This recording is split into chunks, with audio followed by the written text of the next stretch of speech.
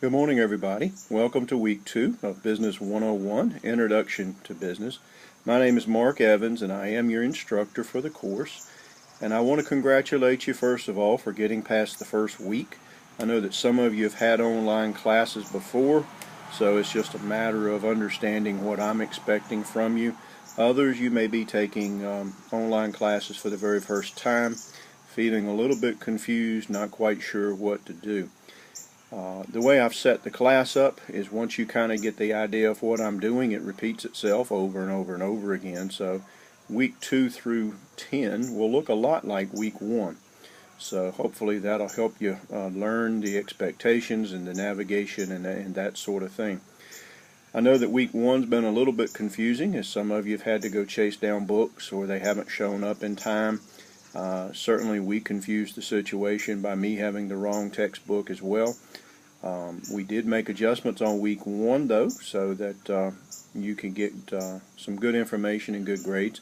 Week 2, likewise, the stuff that I've put out there is not dependent on the book, so we should be good here in week 2. And as soon as I get the book, which should be any day, I will update the rest of it and get back on track with everybody. So I apologize for that inconvenience and confusion to you.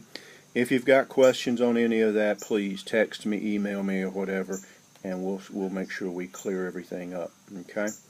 Last week we were talking about shareholders and stakeholders and that kind of thing, and a lot of good conversations and comments, but I want to make a couple of good points for you.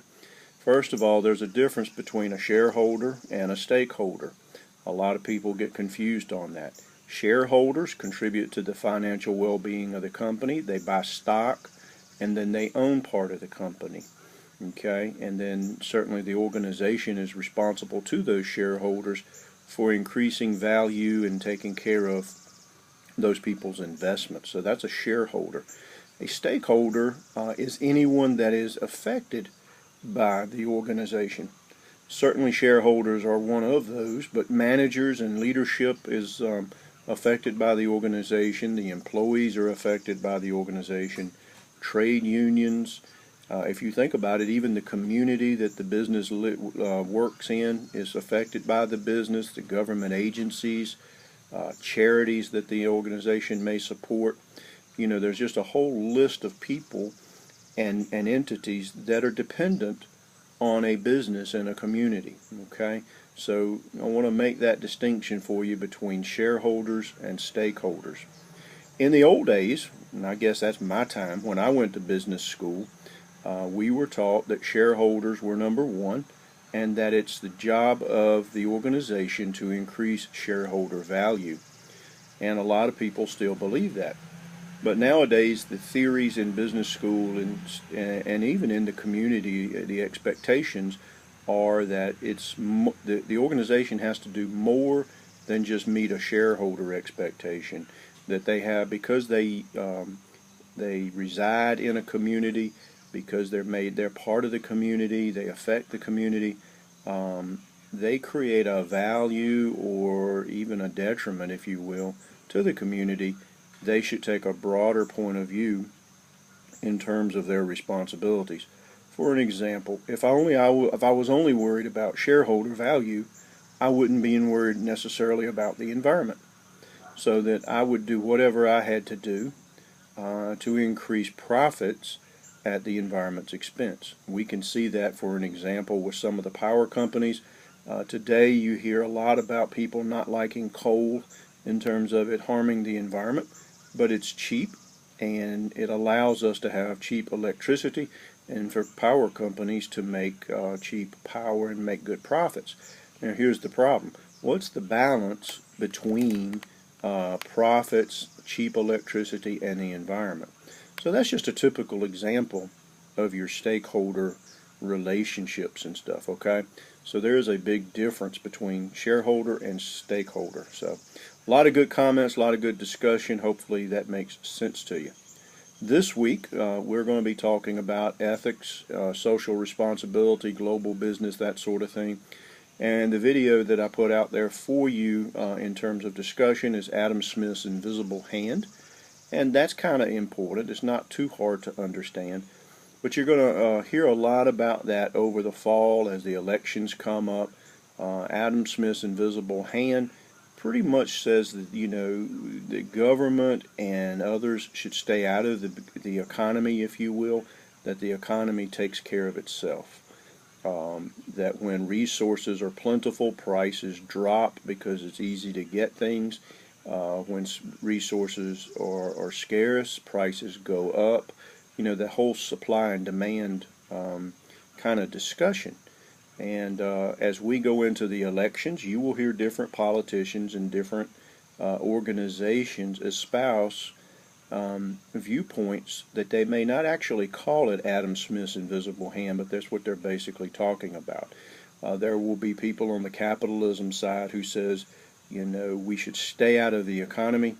We should not artificially mess with it. Just let it do what it should do.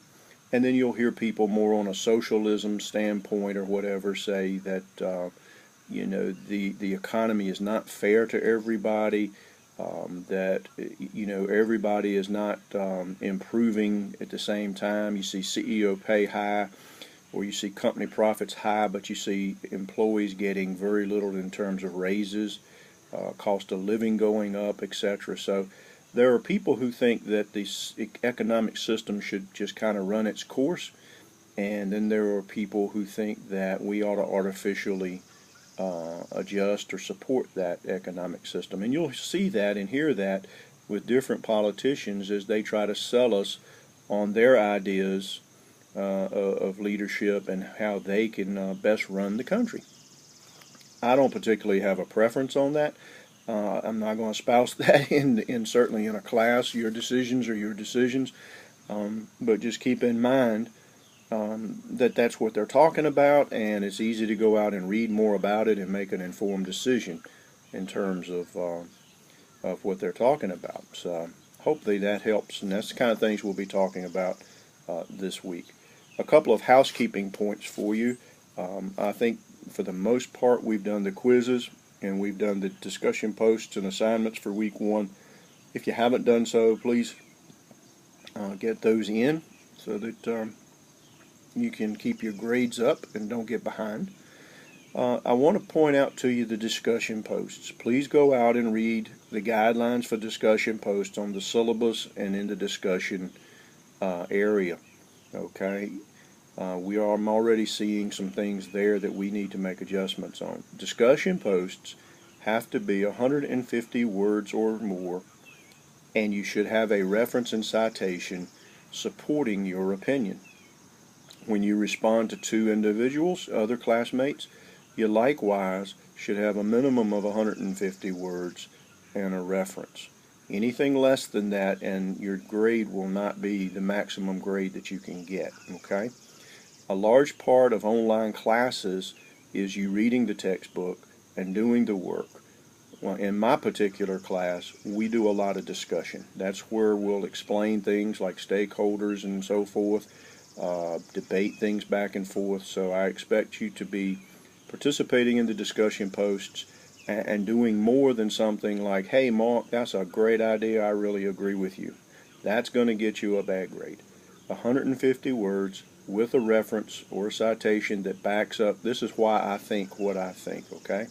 So let's start doing that, and hopefully you'll get the best grade that you can possibly get, all right? So every teacher has their own little things that you have to learn and worry about and all that. Mine is that I want you to fully engage in the class, and I want you to participate and discuss the topic and learn from the topic, not just how much do I need to do to get past this week and that kind of thing, okay?